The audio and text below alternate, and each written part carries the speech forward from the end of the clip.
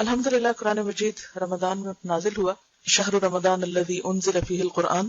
ویسے تو عام دنوں میں بھی قرآن مجید پڑھنا چاہیے کثرت کے ساتھ، اس کے ساتھ ایک مضبوط تعلق ہونا چاہیے، کیونکہ قرآن مجید ہی وہ واحد چیز ہے جس کے ذریعے بندہ اللہ تعالیٰ سے براہ راست جڑ جاتا، یعنی ڈائریکٹ ریلیشن شپ، ڈائریکٹ کانٹیکٹ۔ کیونکہ ایک حدیث کے مطابق قرآن کریم کا ایک سرا بندے کے ہاتھ میں اور دوسرا اللہ کے ہاتھ میں، تو گویا وہ چیز جو براہ راست ڈائریکٹ اللہ کی طرف سے آ رہی ہے، دوسری طرف اگر ہم اس کو تھام لیتے ہیں، پکڑ لیتے ہیں، تو اس کا کیا معنی ہے؟ ہم ایک طرف سے اللہ تعالیٰ سے جڑ جاتے ہیں، اور جب اس کو چھوڑتے ہیں تو گویا ہم اللہ تعالیٰ سے دور ہو جاتے ہیں۔ اور قرآن پاک کے پکڑنے کا مطلب کیا ہے؟ یہ نہیں کہ اگر مصحف کو ہم ہاتھ میں رکھیں تو گویا ہم نے رسی کا ایک سرا ہاتھ میں پکڑ رکھا ہے اور بس ہمارے ساتھ ہے۔ اس کو پکڑنے کا مطلب یہ ہے کہ اس کو پڑھتے رہیں، اس میں غور و فکر کرتے رہیں، اس کو سنتے رہیں، یہ کسی نہ کسی طرح اس کے ساتھ عملی تعلق ہو ہمارا۔ صفحہ نمبر 91، فصل اول، قرآن کریم کی تلاوت کے آداب اور فضیلت۔ قرآن کریم کی سب سے بڑی فضیلت یہ ہے کہ وہ اللہ تعالیٰ کا کلام ہے۔ باقی تمام چیزیں کیا ہیں؟ اللہ تعالیٰ کی تخلیق، کریشن، اور قرآن واحد ہے جو اللہ کا کلام ہے۔ تو کریشن اور اسپیچ میں فرق ہے نا۔ اللہ تعالیٰ نے بہت سی آیات میں خود اس کی عظمت بیان فرمائی ہے۔ فرمایا ھذا کتاب انزلناہ مبارک، اور ہم نے اس کتاب کو اتارا، یہ برکت والی ہے، یعنی خیر و بھلائی سے بھرپور ہے۔ اور فرمایا ان ھذا القرآن یہدی للتی ہی اقوم، یہ قرآن وہ راہ دکھاتا ہے جو بہت سیدھی ہے یا سب سے زیادہ سیدھی ہے۔ ہم ہر نماز کے ہر رکعت میں سورۃ فاتحہ میں یہ دعا مانگتے ہیں، اہدنا الصراط المستقیم، کہ اللہ ہم کو سیدھا راستہ دکھا۔ تو وہ راستہ کہاں سے نظر آئے گا؟ کون بتائے گا؟ کون دکھائے گا؟ قرآن۔ ان ھذا القرآن، یقیناً یہ قرآن، یہدی، ہدایت دیتا ہے، راستہ دکھاتا ہے، للتی، وہ جو ہی اقوم، سب سے زیادہ درست، سیدھا اور اسٹریٹ ہے، جس میں کوئی کجی نہیں۔ اور اگر کوئی شخص قرآن چھوڑ کر کسی اور ذریعے سے ہدایت پانا چاہے تو وہ نہیں پا سکتا۔ اور فرمایا لا یأتیہ الباطل من بین یدیہ ولا من خلفہ، باطل نہ سامنے سے اس پر آ سکتا ہے نہ پیچھے سے، یعنی اس کتاب میں کسی قسم کی کوئی مداخلت نہیں ہو سکتی، اس کے الفاظ میں، اس کے کلام میں کچھ بھی اور داخل نہیں کیا جا سکتا، نہ نکالا جا سکتا ہے۔ یہ ایک مضبوط کلام ہے، اللہ تعالیٰ نے اس کی حفاظت کا ذمہ لیا ہے۔ بخاری شریف کے افراد میں حضرت عثمان بن عفان رضی اللہ عنہ کی حدیث ہے۔ افراد کا کیا معنی ہے؟ افراد بخاری شریف کے افراد میں، آپ نے لفظ متفق علیہ سنا، کیا مطلب ہے؟ جسے بخاری اور مسلم نے روایت کیا، اور افراد کا پھر کیا معنی ہوگا؟ اکیلے بخاری نے جس کو روایت کی۔ نبی صلی اللہ علیہ وسلم نے فرمایا تم میں سے بہترین آدمی وہ ہے جو قرآن سیکھے اور سکھائے، خیرکم من تعلم القرآن وعلمہ۔ اور حضرت انس رضی اللہ عنہ نے کہا رسول اللہ صلی اللہ علیہ وسلم نے فرمایا کچھ بندے اللہ تعالیٰ کا اہل و عیال ہیں۔ کہا گیا اے اللہ کے رسول صلی اللہ علیہ وسلم وہ کون لوگ ہیں، یعنی جن کو اللہ نے اپنا اہل و عیال کہا ہے؟ تو فرمایا قرآن والے ہی اللہ کا اہل و عیال اور اس کے خاص بندے ہیں۔ اسے نسائی نے روایت کیا ہے اور حدیث صحیح ہے۔ اہل و عیال کون ہوتا ہے؟ کس کو کہتے ہیں؟ فیملی کو۔ ویسے تو اللہ کا کوئی بیٹا نہیں، کوئی بیوی نہیں، کوئی رشتہ دار نہیں، لیکن قرآن والوں کو اللہ تعالیٰ نے اپنی فیملی کس اعتبار سے کہا ہے؟ ان کو عزت اور تشریف اور اعلیٰ مقام دینے کے لیے۔ فیملی سے کیوں تشبیہ دی؟ فیملی کیوں کہا؟ اہل و عیال کیوں کہا ہے؟ کلوز، کیونکہ انسان کے سب سے زیادہ قریب اس کے اہل و عیال ہوتے ہیں۔ ہم میں سے ہر شخص چاہتا ہے کہ وہ اللہ کا مقرب بندہ بنے، اللہ کے قریب ہو، اللہ کا قرب اس کو نصیب ہو، اسے اللہ کی محبت نصیب ہو، وہ اللہ تعالیٰ کے خاص خاص خاص بندوں میں شمار ہو۔ ہر ایک کا یہ شوق ہوتا ہے، لیکن وہ کون سا طریقہ ہے، کون سا نسخہ ہے، وہ کیا ذریعہ ہے کہ ہم اس کے خاص بندے، کیونکہ اس حدیث کی وضاحت خود حدیث کے الفاظ میں ہے، اور اس کے خاص بندے، کیونکہ خاص بندے، اسپیشل پیپل، قریب ترین لوگ انسان کے لیے کون ہوتے؟ اس کے گھر والے۔ اور پھر اللہ تعالیٰ جب کسی کو اپنا اہل کہتا ہے تو اس کا مطلب یہ کہ وہ میرا خاص چنا ہوا بندہ ہے، قریب ترین ہے۔ وہ لوگ جو اس کو بہت پہچانتے ہیں، اور اللہ کی پہچان کہاں سے ہو سکتی؟ اس کے کلام کے ذریعے۔ اس کو اس طرح بھی سمجھ سکتے ہیں کہ کسی کو بھی اگر آپ سمجھنا چاہیں تو صرف اس کی شکل و صورت سے نہیں سمجھ سکتے۔ جیسے شیخ سعدی نے کہا نا کہ انسان کے عیب و ہنر چھپے رہتے ہیں جب تک وہ خاموش رہتا ہے، اور جب وہ بولتا ہے، جب وہ بات کرتا ہے تو اس کی خوبیاں اور خامیاں کھل کے سامنے آ جاتی ہیں۔ کسی انسان کو بھی پرکھنے کا ذریعہ کیا ہے؟ اس کا کلام، اس کی بات، اس کی گفتگو کا انداز۔ تو اللہ تعالیٰ کی معرفت، اللہ تعالیٰ کی پہچان کس طرح ہو سکتی؟ یعنی ویسے تو کائنات کی مختلف نشانیاں ہیں، بہت سی جو اس کی کریشن، اس کو دیکھ کر بھی اللہ کی پہچان ہوتی، لیکن جو پہچان قرآن کے ذریعے سے ہوتی ہے، اس کے کلام کے ذریعے سے ہوتی ہے، وہ کسی بھی دوسرے ذریعے سے نہیں ہو سکتی۔ نہ آپ کی عقل، نہ آپ کے انٹیلیجنس، آپ کی سمجھ بوجھ، آپ کے دنیاوی علوم، علم، کائنات میں گہرا غور و فکر، یہ سب چیزیں اپنی جگہ ہیں، لیکن سب سے بہترین ذریعہ اللہ کی پہچان کا، اللہ کا کلام ہے، اور یہی اس سے قرب کا ذریعہ ہے۔ ایک اور حدیث میں ہے کہ نبی صلی اللہ علیہ وسلم نے فرمایا اللہ اس دل کو عذاب نہ کرے گا جس نے قرآن کو یاد رکھا، لیکن حدیث ضعیف ہے. اگرچہ ہم دیکھیں کہ معنی کے اعتبار سے بات میں ایک سینس ضرور ہے، یعنی اسے ہم نبی صلی اللہ علیہ وسلم سے منسوب نہیں کر سکتے، لیکن اگر اسے ویسے ایک بات کے طور پر لیں کہ وہ دل جس میں قرآن محفوظ ہو، کیونکہ قرآن کہاں اتارا گیا؟ دل پر. اور جب ہم اسے یاد کرتے ہیں، اسے غور و فکر کرتے ہیں، پڑھتے ہیں، سمجھتے ہیں، تو سب سے زیادہ کیا چیز انوالو ہوتی؟ دل. تو وہ دل اللہ کے قریب ہوتا ہے، اللہ تعالیٰ کی رحمت تلے ہوتا ہے، جس دل میں قرآن کی محبت ہوتی ہے اور جس دل میں قرآن محفوظ ہوتا ہے اور جس پر قرآن ایک طرح سے نازل ہوتا ہے. نازل ہونے کا مطلب وحی کا نازل ہونا نہیں ہے، نازل ہونے کا مطلب اس کے معانی کا انکشاف ہے اور اس کے اندر غور و فکر کی صلاحیت ہے. تو وہ جگہ جو ہر وقت قرآن میں مشغول ہو، آپ دیکھیے کہ جس جگہ قرآن مجید پڑھا جا رہا ہو تو کیا ہوتا ہے؟ اس جگہ پر رحمت اور سکینت نازل ہوتی ہے. حدیث میں آتا ہے نا، مجتمع قوم فی بیت من بیوت اللہ یتلون کتاب اللہ ویتدارسونہ بینہم الا ونزلت علیہم السکینہ وغشیتہم الرحمہ وحفتہم الملائکہ، کہ جب بھی کچھ لوگ اللہ کے گھروں میں سے کسی گھر میں اکٹھے ہو کر کیا کرتے ہیں؟ جمع ہو کر یتلون کتاب اللہ، اللہ کی کتاب پڑھتے ہیں، ویتدارسونہ بینہم، اور آپس میں اس کو سیکھتے سکھاتے ہیں، الا ونزلت علیہم السکینہ، مگر ان پر سکینت اترنے لگتی، غشیتہم الرحمہ، رحمت ان کو ڈھانپ لیتی، حفتہم الملائکہ، ملائکہ ان کو اپنے گھروں میں لے لیتے ہیں. اگر اس جگہ کے ساتھ یہ معاملہ ہوتا ہے جہاں قرآن پڑھا جاتا ہے تو وہ دل جو قرآن کی محبت سے سرشار ہو اور اس میں غور و فکر میں مشغول ہو تو یقیناً وہ بھی اللہ کی رحمت کا مستحق ہوگا. اس کے برعکس وہ دل جس میں حسد اور بغض اور نفرت اور کینہ اور بہت سی اور منفی چیزیں بھری بھی ہوں تو اس کے بارے میں کیا آتا ہے؟ اور بخل خاص طور پر قرآن مجید میں آتا ہے نا، آگ جو ہے وہ ان کے دلوں تک پہنچ جائے گی. تطلع علی الافئدہ، ویل لکل ہمزہ میں آتا ہے نا، ویل لکل ہمزۃ لمزہ الذی جمع مالا وعددہ، وہ جس نے مال جمع کیا اور گن گن کے رکھا، یحسب ان مالہ اخلدہ، وہ سمجھتا ہے کہ اس کا مال ہمیشہ اس کے پاس رہے گا، کلا، ہرگز نہیں، لینبذن فی الحطمہ، وہ ضرور بضرور توڑ پھوڑ دینے والی میں پھینکا جائے گا.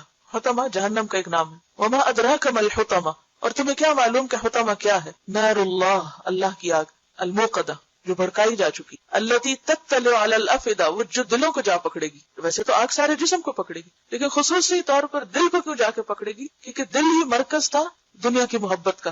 دل میں ہی یہ بخل اور مال کی محبت اور سارا وقت بس وہی کیلکولیشنز کرتے رہنا اور ان کیلکولیشن سے باہر ہی نہ نکلنا اور باقی ہر چیز کو بھلا کر صرف اور صرف اسی چیز میں مشغول ہونا اور اللہ کی یاد اور اللہ کی محبت اور اللہ کی بھیجی ہوئی ہدایت اس سے بالکل غافل ہو کے جینا، یہ اس بات کی علامت ہے کہ وہ سزا بھی خاص طور پر وہاں تک پہنچے گی. اور پھر یہ ہے کہ کوئی بھی چیز جو دل تک پہنچ جاتی ہے وہ کہاں تک جاتی؟ مثلا آپ دیکھیں آپ کے بلڈ میں کلاٹس ہوتے ہیں لیکن جب وہ کلاٹ دل تک پہنچ جائے پھر کیا ہوتا ہے؟ ہارٹ اٹیک ہو جاتا ہے. دل تک کوئی بھی چیز جو پہنچتی ہے وہ پوری باڈی میں آٹومیٹکلی پہنچ جاتی. تو آگ کو بھی دل تک پہنچایا گیا تاکہ وہ پورے جسم کو اپنی لپیٹ میں لے لے. اسی طرح بنی اسرائیل کے بارے میں آتا ہے وہ اشربوا فی قلوبہم العجلہ، ان کے دل جو تھے وہ بچڑے کی محبت پلائے گئے.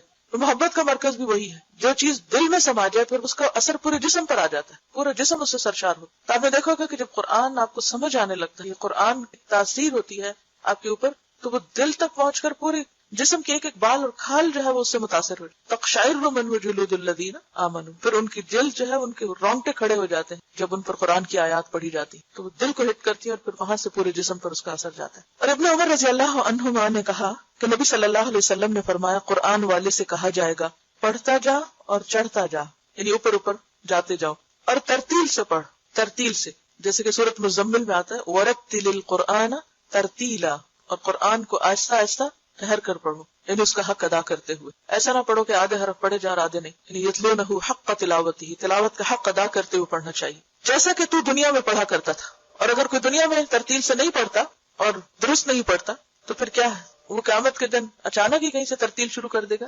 نہیں. جو کچھ آپ یہاں کرتے ہیں، جس چیز پر آپ کا خاتمہ ہوگا، آپ کی کل یعنی آخرت کا آغاز وہیں سے ہوگا، ویسے ہی آپ اٹھیں گے، وہی کچھ کریں گے جو یہاں کر رہے ہیں. کیونکہ آخرت دراصل کیا ہے؟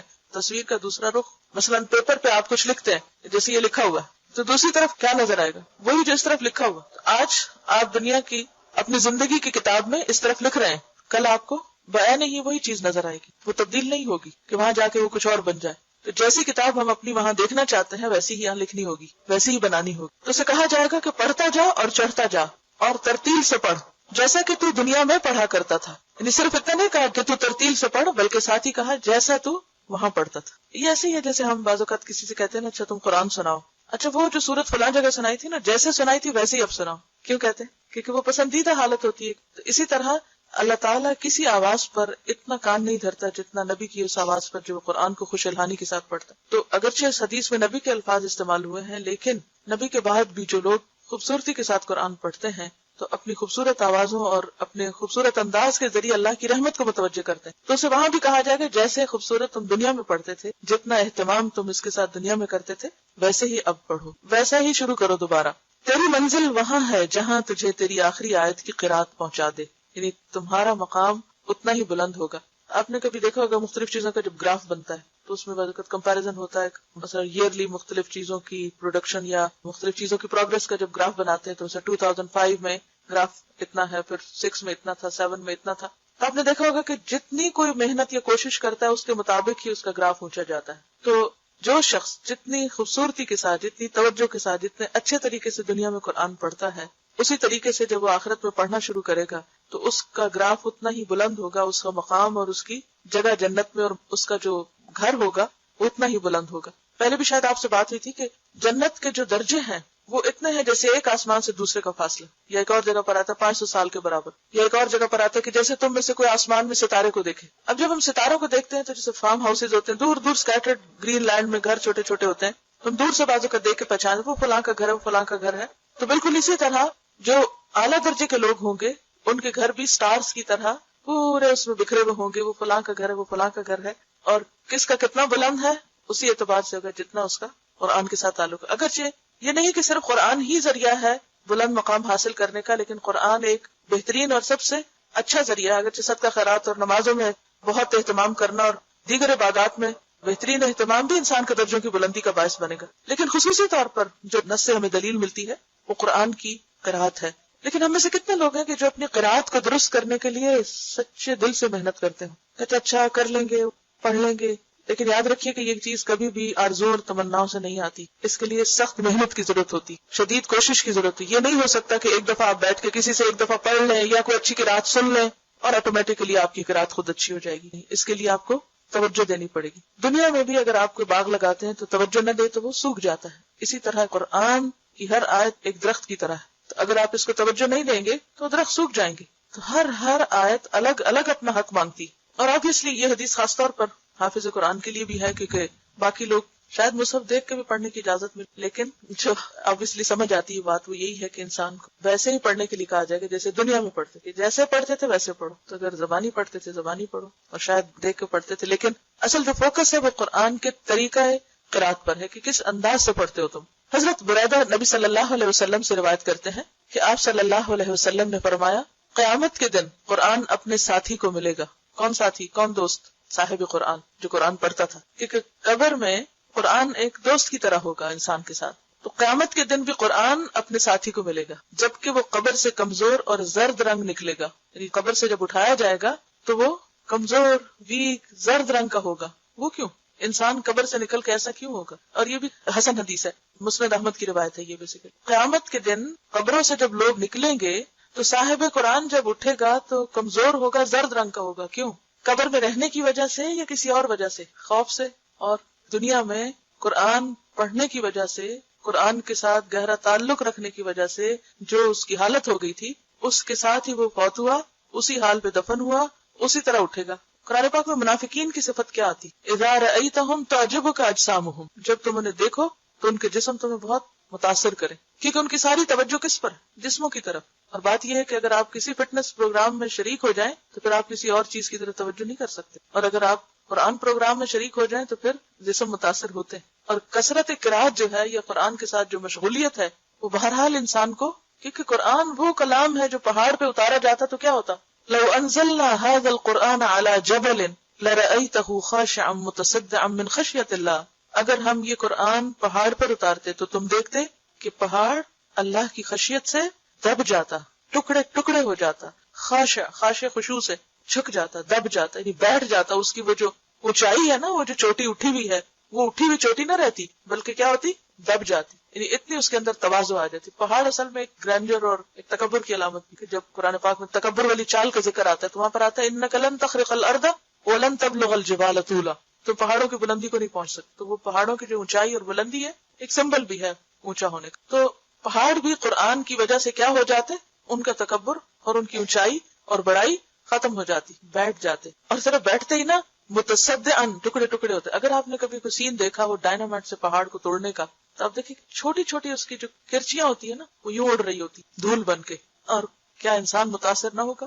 آپ نے دیکھا ہوگا کہ جب بچے حفظ کر رہے ہوتے ہیں یا جو لوگ واقعی قرآن کے ساتھ تعلق رکھے ہوئے ہوتے ہیں اور حقیقی معنوں میں، کیونکہ انما یخشی اللہ من عبادہ العلماء، اگر قرآن دل میں جاتا ہے نا، اندر اترتا ہے تو ضرور متاثر کرتا ہے. لازمی طور پر انسان کے اندر عاجزی آتی، اور اگر وہ دل میں نہ جائے، اوپر اوپر رہے، تو پھر وہ انسان کی شان تو بلند رہے گی مگر اس کے اندر یہ خصوصیت نہیں آ سکتی. تو یہ کوئی معمولی کتاب نہیں ہے، کوئی معمولی کلام نہیں ہے. اس کو اٹھانا اور اس کو محفوظ کرنا اور اس کا حق ادا کرنا انسان کی انرجی لیتا ہے. تو قیامت کے دن جب قبر سے اٹھے گا انسان زرد رنگ کا ملگجے حال والا، تو پھر کیا ہوگا؟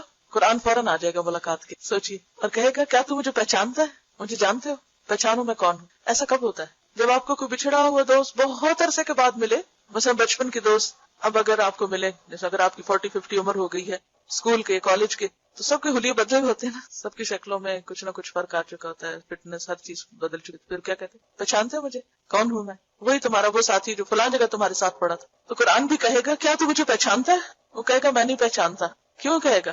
ایک تو وہ ہال ایسا ہوگا قبر سے نکلنے کا، اور دوسرا یہ کہ ظاہر ہے کہ کسی فزیکل شیپ میں تو قرآن کو کسی نے دیکھا نہیں دنیا میں. وہ کہے گا میں تیرا ساتھی قرآن ہوں کہ میں نے تجھے گرمی میں پیاسا رکھا، کیونکہ یہ نہیں ہو سکتا کہ آپ قرات کریں اور صاحب خوب پانی بھی پیئیں، بھول جاتے ہیں آپ پانی پی. میں نے تجھے گرمی میں پیاسا رکھا اور رات کو جگایا، کیونکہ رات بہترین وقت ہے قرآن کو پڑھنے اور سننے اور یاد کرنے. کیوں؟ کیونکہ یکسوئی ہوتی ہے. نبی صلی اللہ علیہ وسلم سے بھی کیا کہا گیا شروع کی جب سورۃ المزمل نازل، بالکل ابتدائی دور کی صورت، قم اللیل الا قلیلا نصفہ او انقص منہ او زد علیہ ورتل القرآن ترتیلا انا سنلقی علیک قولا ثقیلا.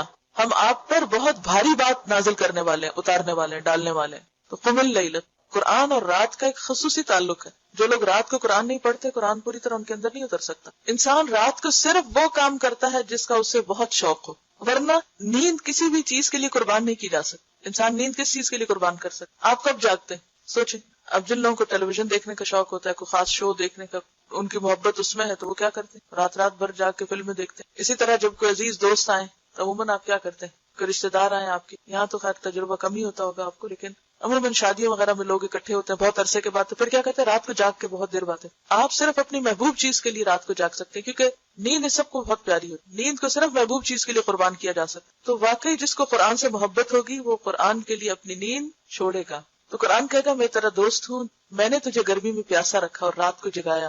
اور ہر تاجر اپنی تجارت کے پیچھے ہے، ہر تاجر اپنی تجارت کے پیچھے ہے، اور میں آج تیرے لیے ہر تجارت سے اچھا ہوں. یعنی لوگ دنیا کے کاروبار میں لگے رہے، دنیا کا مال کمانے میں، دنیا کے پیچھے بھاگتے رہے، جابس کے پیچھے اور چیزوں کے پیچھے. چلے مردوں کی تو پھر ایک ضرورت ہوتی ہے، لیکن آج کے دور میں تو عورتوں کے لیے بھی جاب کرنا فرض سمجھ لیا گیا کہ وہ ضرور پیسے کمائیں، اور اگر وہ نہیں کرتی شاید وہ کوئی جرم کر رہی. حالانکہ اسلام نے عورت پر رتی برابر بھی یہ ذمہ داری نہیں ڈالی کہ وہ کما کر کچھ لائے. اگر وہ کرتی ہے تو ٹھیک ہے، اسے ایک حد تک اجازت ہے اپنی پابندیوں میں رہ کر کام کرنے کی، یا اگر کوئی مجبوری ہے تو ٹھیک ہے وہ کر سکتی ہے، لیکن ذمہ داری نہیں، فریضہ نہیں ہے اس کے اوپر. تو اس اعتبار سے ایک خاتون ہونا میں سمجھتے بہت بڑا پرولیج ہے کہ ہم اگر نہیں کوئی کام کرتے تو نہ کرے تو ہم اللہ کے یہاں گناہگار نہیں. ہاں مرد اگر وہ اپنی بیوی بچوں کو بھوکا رکھتے نہیں کھلاتے تو ان کی پوچھ پکڑ. تو بہرحال یہاں یہ کہا جا رہا ہے کہ ہر تاجر اپنی تجارت کے پیچھے ہے. کیا مطلب؟ یعنی جس کو جس چیز کے کمانے اور نفع حاصل کرنے اور پروفٹ بنانے کا شوق تھا، وہ دن کو کیا رات کو بھی اس کے پیچھے لگا رہا. اور میں آج تیرے لیے ہر تجارت سے اچھا ہوں. قرآن مجید میں بھی آتا ہے نا، ہوا خیر مما یجمعون. یہ قرآن بہتر ہے ہر اس چیز سے جسے لوگ جمع کر رہے ہیں. مثلا آج ستمبر کی کون سی تاریخ؟ 5. آپ لوگوں نے 7 ستمبر سے قرآن پڑھنا شروع کیا تھا، تقریباً 1 سال ہونے کو. اس 1 سال میں آپ نے سورۃ یاسین تک قرآن کو جمع کیا، اس کا ترجمہ یاد کیا، اس کے معنی کو سمجھا، جس حد تک بھی جس سے جو محنت ہوئی، کوشش ہوئی، آپ نے سمیٹا اس کو. ہر ایک کا سمیٹنا فرق ہے نا، سب نے ایک جیسا نہیں دیا، تو سب کو برابر کر گیا، لیکن ہر ایک نے جمع اپنے اپنے ظرف یا برتن یا کیپیسٹی کے اعتبار سے کیا اس کو. لیکن کچھ لوگ سوچتے رہے، کس چیز نے روکا ان کو یہاں آنے سے؟ مثلا کسی جاب نے یا کسی اور ایسے ہی کام نے. اس 1 سال میں انہوں نے کتنا مال کما لیا ہوگا، کتنے پیسے کما لیے، اس سے کتنا کچھ کیا بنا لیں گے. ہو سکتا ہے ان کی ضرورت ہے تو ایک الگ بات ہے، لیکن اگر صرف شوق ہے، کئی لوگ صرف جاب کس لیے کرتے ہیں کہ اتنا پڑھا تو اب گھر بیٹھ جائیں کہ میری سیٹسفیکشن نہیں ہوتی. تو اگر صرف شوق کے لیے مال جمع کیا، وہ مال کہاں رکھا ہوگا؟ بینک میں. مثلا وہ بینک کا مال کون استعمال کر رہا ہے، کس کو فائدہ دے رہا ہے؟ یا کوئی چیز خریدی ہوگی، مثلا کسی نے زیور خریدا، تو زیور کہاں رکھا ہوا؟ یا ہاتھ پر رکھا ہوگا یا کسی بینک کے لاکر میں رکھا ہوگا. اسی طرح کچھ اور، اسی طرح دنیا کی چیز کو ڈیکوریشن پیس خوبصورت، کوئی اچھے کپڑے خرید لیے ہوں گے، وہ ساری چیزیں کہاں رہیں گی؟ یہی رہ جائیں گی. لیکن وہ خزانہ جو قرآن سیکھ کر آپ سمیٹتے ہیں، دنیا کی کوئی چیز اس کے برابر نہیں، کچھ بھی نہیں ہے ہی نہیں کہیں. هو خیر مما یجمعون، جو کچھ بھی انسان کماتا ہے، جو بھی جمع کرتا ہے، سمیٹتا ہے، کتنا کھا لیتا ہے، کتنا پہن لیتا ہے، باقی کس کے کام آتا ہے، چاہتے ہوئے یا نہ چاہتے ہوئے. بعض اوقات انسان خوشی سے کسی کو دیتا ہے اور بعض اوقات نہیں بھی خوشی سے دیتا اور دوسرے لے جاتے ہیں. اور وہ کس کام لگاتے ہیں اس کو؟ مثلا ہماری اولاد لے جاتی ہے، کوئی بھی لے جائے، کس کام لگائیں گے؟ ہمیں نہیں پتا کیا کریں گے ہمارے مال سے، ہمارے کام تو نہیں آئے. ما اغنى عنہ مالہ وما کسب. اگر نیت درست نہیں، مقصد درست نہیں، تو کمایا ہوا مال بھی کام نہیں آئے گا، سب کچھ یہی رہ جائے گا. تو وہ کہے گا ہر تاجر اپنی تجارت کے پیچھے ہے اور میں آج تیرے لیے ہر تجارت سے اچھا. پھر اس کے دائیں ہاتھ میں اختیار دیا جائے گا. حکومت کا بھی لفظ آتا ہے، ملک کا لفظ آتا ہے عربی میں. اور بائیں ہاتھ میں ہمیشہ رہنا، خالدین فیہا جیسے قرآن میں آتا ہے. اور اس کے ماں باپ کو 2 حلے جوڑے پہنائے جائیں گے. حلہ کہتے ہیں جو اوپر کو اوور ڈریس ہوتا ہے نا، عرب لوگ جلباب کی طرح لمبا سا ڈریس پہنتے ہیں. اور 2 کا لفظ یہ نہیں کہ ایک کے اوپر ایک پہنا دیا، مطلب یہ ہے کہ ایک نیچے پہنا ہوتا ہے اور ایک اوپر اوڑا ہوا ہوتا ہے. خدا ہی بہتر جانتا ہے ان کی اصل صورت کیا ہوگی اور اس کی قیمت کیا ہوگی کہ ساری دنیا ان کی قیمت نہیں بن سکتی. پوری دنیا کا مال خرچ کر کے آپ دنیا میں وہ کپڑا نہیں خرید سکتے. وہ کہیں گے یہ حلے ہمیں کس سبب سے پہنائے گئے ہیں، اتنے خوبصورت کپڑے ہمیں کیوں دیے جا رہے ہیں؟ کہا جائے گا تمہارے بیٹے نے قرآن یاد کیا تھا. اور اگر ماں باپ کی یہ عزت ہے تو خود اس شخص کی عزت کیا ہوگی، خود اس کو کیا دیا جائے گا، کیا پہنایا جائے گا. پھر کہا جائے گا جنت کے درجات اور بالا خانوں میں پڑھتا جا اور چڑھتا جا. اقرا ورتقی کا لفظ آتا ہے عربی، ترقی کرتے جاؤ. وہ جب تک پڑھتا رہے گا چڑھتا رہے گا، خواہ تیزی سے پڑھے یا آہستہ، جیسے چاہے پڑھے، جتنی دیر چاہے لگائے، انجوائے کرے. ابن مسعود رضی اللہ عنہ نے کہا قرآن والے کو چاہیے کہ وہ اپنی رات کو پہچانے جبکہ لوگ سوئے ہوئے ہوں، اور اپنے دن کو جبکہ لوگ کھانا کھائیں، اور اپنے غم کو جبکہ لوگ خوش ہوں، اور اپنے رونے کو جبکہ لوگ ہنسیں، اور اپنی خاموشی کو جبکہ لوگ باتیں کریں، اور اپنے خشوع کو جبکہ لوگ تکبر کریں. کیا مطلب ہے اس کا؟ وہ اپنی رات کو پہچانے جبکہ لوگ سوئے ہوئے. رات کو پہچاننے کا مطلب کیا ہے؟ یعنی اس کی قدر و قیمت جانے کہ لوگ سو کر غفلت میں گزار رہے ہیں، کیونکہ جن کی زندگی میں کوئی مقصد نہیں ہوتا، کوئی پیشن نہیں ہوتا، انہیں سونے کا بہت شوق ہوتا ہے. وہ سو کر پھر سوتے ہیں، پھر سوتے ہیں. قرآن والے کے آس پاس لوگ سوئے پڑے لیکن ان کے آس پاس لوگ سوئے بھی ہو تو وہ خود کیا کرتے ہیں؟ وہ ان کے طریقے پہ نہیں چلتے، وہ اس پہ حسرت نہیں کرتے ہائے کتنے خوش قسمت یہ سو رہے ہیں اور میں کس مصیبت میں، سب آرام کر رہے ہیں اور مجھے پڑھنا پڑ رہا ہے. وہ اپنی رات کو پہچانے، یعنی رات کی قدر و قیمت پہچانے کہ جب وہ زیادہ بہتر طور پر پڑھ سکتا ہے، اور اپنے دن کو جب کہ لوگ کھانا کھائیں. آج کل چونکہ رمضان ہے تو لمیٹڈ ٹائم ہوتا ہے نا کھانا کھانے کے لیے بھی اور سمیٹنے کے لیے بھی. اور آج سحری کے وقت جب سحری کے بعد چیزیں سمیٹ رہی تھی تو میں یہ سوچ رہی تھی کہ پہلے دن کی سحری کے مقابلے میں آج زیادہ جلدی سب کچھ سمٹ گیا. وجہ کیا ہے؟ آہستہ آہستہ ہر چیز کٹ ڈاؤن ہو رہی ہے. ہم کیا کرتے ہیں کہ ایک کھانا ہوتا ہے تو اس کے ساتھ لوازمات جو ہیں ہمارے وہ جتنے زیادہ ہوتے ہیں اتنے برتن زیادہ ہوتے ہیں، اتنا ان کو اٹھانے اور رکھنے میں وقت زیادہ لگتا ہے. جب وہ ایک ایک لوازمات کٹ ڈاؤن ہوتے ہیں کہ ٹائم نہیں ہے، اس کو بھی نکالو، اس کو بھی نکالو، اس کو بھی نکالو، اور ایک لمیٹڈ ٹائم میں کیا کھا سکتے ہیں کہ جب آپ زیادہ پکا لیں تو آپ کو کھانے کے لیے تو پھر ایک لمبا ٹائم چاہیے نا، یا اس کو لگانے کے لیے، رکھنے کے لیے، تو لگانے کے بعد اٹھانے کے لیے. تو سوچ رہی تھی کہ زندگی کا زیادہ وقت اور ایک بڑا حصہ خصوصاً خواتین کا لوازمات میں لگتا ہے. کھانا تو ایک ضرورت ہے لیکن لوازمات ضرورت نہیں ہے، وہ ہمارے اپنی بڑھائی ہوئی چیزیں. جتنی وہ بڑھتی اتنے برتن بڑھتے، اتنا دھونا بڑھتا، اتنا اٹھانا اور ان کا رکھنا، اتنا ہی پھر آپ تھک جاتے. پھر تھکنے کے بعد آپ کے پاس وقت ہے کہ آپ بیٹھ کے آپ قرآن کی قرات کریں. اب آپ اتنے تھک گئے ہیں کہ اب آپ کو دل چاہ رہا ہے کہ آپ سو جائیں، پھر آپ سو جاتے ہیں اور وہ وقت گزر جاتا ہے. آپ آزما کر دیکھ لیں، اگر آپ اپنے لوازمات کم کر دیں گے تو قرآن کے لیے یقیناً وقت نکلے گا. اور اسی طرح دن بھر کوئی پکانے کھانے کا کچھ کام نہیں، خیال بھی نہیں. حتیٰ کہ انسان ایک چائے بھی پیتا نا تو اس کا بھی کپ دھونا ہوتا ہے. پہلے تو بنانی ہوتی ہے پھر اس کے بعد دھونا ہوتا ہے، تو ٹائم لگتا ہے نا. اور کرنے کو کیا کیا آپ نے؟ چائے کا ایک کپ پیا، لیکن اس کے بنانے سے لے کر اس کو پینے اور پھر اس کو دھونے اور اس کے بعد رکھنے میں آپ ذرا ٹائم دیکھیں کتنا، اس میں ایک پوری صورت یاد ہو سکتی، یہ ریوائز ہو سکتی. لیکن بعض اوقات ہمیں ضرورت نہیں بھی ہوتی. کیا غذائیت ہے چائے میں؟ صرف عادت ہے. ضرورت نہیں بھی ہوتی تو بھی ہم کیا کرتے ہیں؟ بور ہو رہے ہیں، چلو چائے پی. اور یہ نہیں دیکھتے کہ کتنا قیمتی زندگی کا وقت صرف اس میں ہی گزر گیا. اور اگر ہم صرف دن میں 3 کپ پینے کے عادی، صرف 1 کپ کو کٹ کریں جیسے آج کل رمضان میں ہوا ہے، کرنے کو دوسرا بھی کر سکتے ہیں لیکن وہ بھی ہمیں ہوتا ہے کیا پتا تراویح میں سستی ہو جائے. کچھ نہیں ہوتا، کر کے تو دیکھیں، ول پار سے کام نہیں، کچھ نہیں ہوتا. اور اگر نہیں دل مانتا تو اللہ سے دعا کریں، یا رب جتنا میں نے کھایا ہے، جو بھی کھایا، اسی میں برکت ڈال دے، اسی میں طاقت ڈال دے، اسی کو غذا بنا دے، اسی کو دوا بنا دے اور اسی کو سب کچھ کر دے، اور اس سے زیادہ کہ جھنجٹ میں مجھے نہ ڈال. تو آپ دیکھیں گے کہ اسی کے اندر اللہ آپ کو قناعت دے دے گا اور اس وقت کو آپ قرآن کے لیے استعمال کر سکتے. تو بات یہ ہے کہ قرآن کو پڑھنے کے لیے، یاد کرنے کے لیے آپ کو لازماً وقت چاہیے، اور وقت کہیں اور سے نہیں، ایک اور دن ملے گا آپ کو، یہی دن ہے، اسی میں سے آپ کو نکالنا ہے، اسی میں سے آپ کو اپنے لیے وقت بچانا ہے. آپ دیکھیں کہ ایک عورت کی زندگی خصوصاً ایسی ہوتی ہے کہ سب اس سے صرف ڈیمانڈ کر رہے ہوتے ہیں. شوہر بھی ڈیمانڈ کرتا ہے، بچے بھی ڈیمانڈ کرتے ہیں، رشتہ دار بھی ڈیمانڈ کرتے ہیں، مہمان بھی ڈیمانڈ کرتے ہیں، سب اسی سے ڈیمانڈ کرتے ہیں، ہر ایک کو اسی سے اپنی ضرورت پوری کرنی. پھر آپ اپنے لیے نہیں جی سکتے، آپ کے اپنے لیے کچھ بھی وقت نہیں بچتا.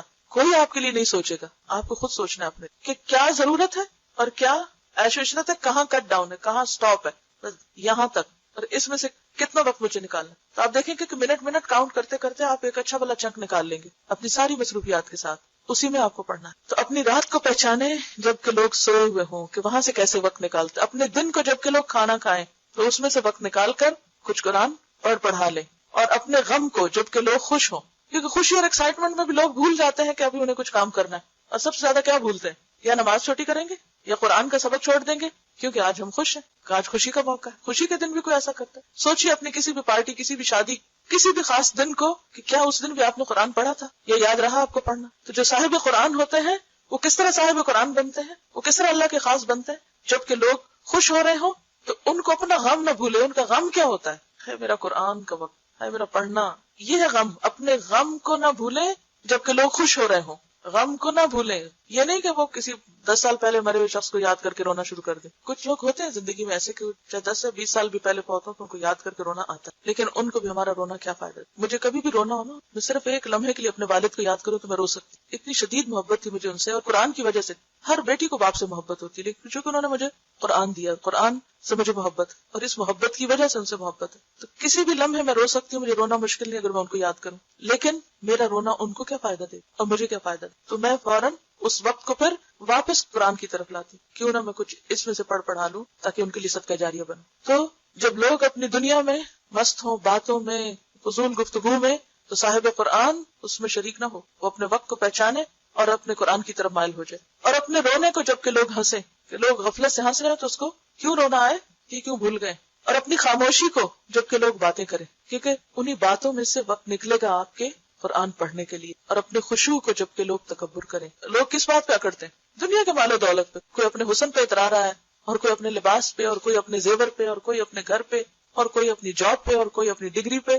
جب لوگ ان چیزوں پہ اترائے کبھی بھی احساس کمتری کا شکار نہ ہو. اس وقت اپنا جائزہ لیں کہ میرے اندر کتنی عاجزی. اور یہ عاجزی کون لاتا ہے؟ قرآن. قاری کے لائق نہیں، یعنی قرآن پڑھنے والے کے لائق نہیں، یعنی اس کو زیب نہیں دیتا. اس کے لیے اچھا نہیں کہ وہ سنگ دل، غافل، شور مچانے والا اور مغلوب الغضب ہو. یہ 4 چیزیں قرآن پڑھنے والے کو سوٹ نہیں کرتی، اس کے اوپر نہیں سجتی. کون سی ہے وہ؟ کہ وہ سنگ دل ہو، ہارڈ ہارٹڈ، اس کے اندر کسی کے لیے رحم نہ ہو. غافل، بے فکر پن، یہ بھول گئے وہ بھول گئے، یہ نہیں کیا وہ نہیں کیا، کوئی وعدہ کیا تو اسے چھوڑ دیا، کسی کے ساتھ کوئی بات کہی تو اس میں غیر ذمہ داری کا ثبوت دیا. ایسا نہیں ہوتا وہ. اور شور مچانے والے، یعنی اس کی گفتگو میں بھی ٹھہراؤ ہوتا ہے، وہ چیخ چیخ کے باتیں نہیں کرتا. اور غصے میں ایسا مغلوب نہیں ہوتا کہ وہ بھول جائے کہ اس کے کرنے کا کام کیا تھا. یعنی اس کا غصہ بھی اعتدال میں ہونا چاہیے. فضائل نے کہا قرآن کا حامل یعنی قرآن پڑھنے والا، صاحب قرآن اسلام کا علم بردار ہے، اسلام کا ریپریزنٹیٹیو ہے. اسے لائق نہیں کہ لغو گوئی کرنے والوں کے ساتھ مل کر لغو گوئی کرے. کیا مطلب؟ کیا نہ کرے؟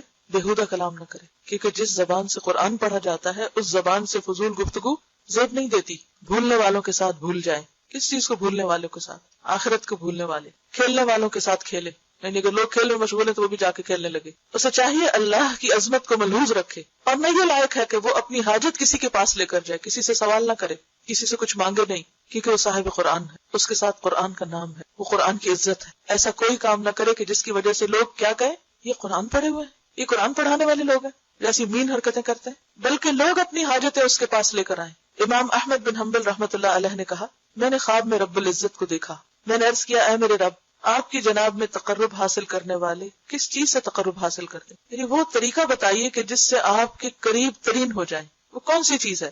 فرمایا، اے احمد، میرے کلام سے، یعنی قرآن سے. میں نے عرض کیا، سمجھ کر پڑھنے سے یا بغیر سمجھ کر پڑھنے سے بھی؟ فرمایا، سمجھ سے بھی اور بغیر سمجھ کے بھی. یعنی بعض اوقات آپ تلاوت جب کر رہے ہوتے ہیں تو ہر لفظ اور ہر آیت پر غور و فکر نہیں کر پاتے. آپ نے غور کیا کہ جب آپ تجوید کے رولز کو دیکھتے ہیں تو کیا بھول جاتے ہیں؟ میننگ بھول جاتے ہیں. تو پھر آپ کا نہیں کیا فائدہ ایسی تلاوت کا؟ کئی لوگوں کو شیطان یہاں سے بہکا دیتا ہے، کوئی فائدہ نہیں ایسی تلاوت کا، تمہیں سمجھ تو آ نہیں رہی، تم تو صرف اسی پہ توجہ کیے ہوئے. کوئی بات نہیں. کیوں؟ اس لیے کہ آپ قرآن پڑھ رہے ہیں، اللہ کا کلام، اور اس کا ایک ایک حرف کا حق ادا کر رہے ہیں. یہ بھی قابل عزت اور اللہ کے قریب ہونے والا کام ہے. تو ہم سب کو اس بات کا دھیان رکھنا چاہیے کہ ہم کیا ہیں؟ حامل قرآن ہے، صاحب قرآن ہے. ہمارا اخلاق صاحب قرآن ہونے کو ریپرزینٹ کریں. دنیاوی خواہشات اور دنیاوی ضرورتیں کہ لالچ رکھنا دل میں اور دنیا کی محبت رکھنا بیسیکلی، کیونکہ قرآن ایسی چیز ہے بابرکت کہ جس کے ساتھ ہر برکت اترتی ہے. لیکن اگر انسان کے دل کے اندر لالچ ہو تو برکتیں چھن جاتی. قرآن پڑھانے کے بعد سوائے اللہ کے انسان کسی چیز کی طرف خواہش نہ رکھے، یعنی دنیا کی حسرت اس کے دل میں. کیونکہ قرآن پڑھنے کے بعد اگر کوئی شخص دنیا کی محبت رکھتا ہے یا کسی اور چیز کو اس سے بڑھ کے امپورٹنس دیتا ہے تو قرآن کی ناقدری کرتا ہے، کیونکہ اللہ نے اس کو وہ دے دیا هو خیر مما یجمعون، جو ہر چیز سے زیادہ بہتر ہے جسے لوگ سمجھتے ہیں۔ تو اگر اس کے ہوتے ہوئے قناعت نہیں ہے اندر، اس کے ہوتے ہوئے غنا نہیں ہے اندر، اس کے ہوتے ہوئے اگر دنیا کی ہرس ہے اور ان چیزوں کے پیچھے انسان بھاگ رہا ہے اور ہاتھ پھیلا رہا ہے جو حقیقی دنیا کی ہیں صرف اس لالچ کی وجہ سے جو اندر ابھی بھی بھری ہوئی ہے، تو یہ قرآن کی توہین ہے بیسیکلی۔ ازواج مطہرات کے بارے میں آتا ہے نا، ان کو کہا گیا تھا نا وَاذْكُرْنَ مَا يُتْلَىٰ فِي بُيُوتِكُنَّ، ان کو خاص طور پر آیات اللہ اور حکمت کی باتیں پڑھنے کو اور پڑھانے کو کہا گیا تھا۔